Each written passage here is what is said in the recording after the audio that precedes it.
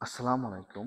এখন আমি আপনাদের সাথে ভিডিওতে যে বিষয় নিয়ে আলোচনা করব সে বিষয়টি হলো গবাদি পশুর ডায়রিয়া ও পেট ফাঁপার কারণ, লক্ষণ, প্রতিকার ও চিকিৎসা নিয়ে আলোচনা করব।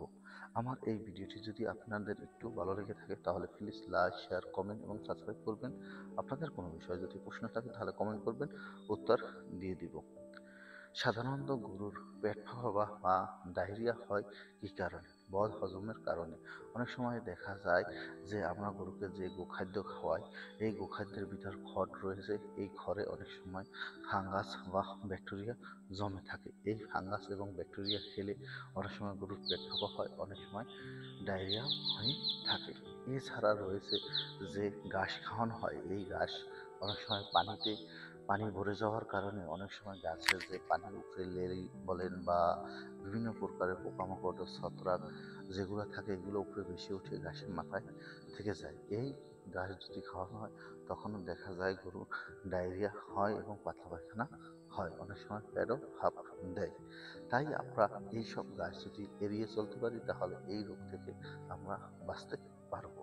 এছাড়াও যদি দেখা যাচ্ছে অনেক সময় ব্যাকটেরিয়া এবং ভাইরাসের আক্রমণের কারণে হয়ে থাকে, কিন্তু ভাইরাস বা ব্যাকটেরিয়ার কারণে আক্রান্ত হয়ে থাকলে এক একটা এক এক রকমের লক্ষণ।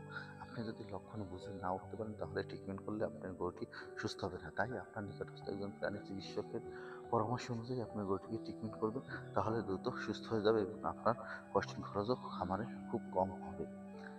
এছাড়া রয়েছে গরু যখন আপনি বুঝবেন যে আপনার গরুটা ডায়রিয়া বা পাতলা হচ্ছে, বারবার পাতলা পায়খানা করবে এবং পায়খানা থেকে প্রচুর দুর্গন্ধ হবে, অনেক সময় দেখা যায় রক্ত মিশ্রিত পায়খানা করতে পারে।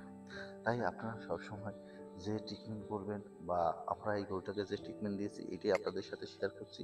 এই গরুটাকে আমরা একটি গুঁড়া পাউডার খাওয়াইছি এবং একটা অ্যান্টিবায়োটিক ব্যবহার করছি, অ্যান্টিহিস্টামিন ব্যবহার করছি এবং প্রচুর পরিমাণ ইলেক্ট্রোলাইটেড ব্যবহার করছি, কারণ ইলেক্ট্রোলাইটেড ডায়রিয়ার প্রধান ঔষধ।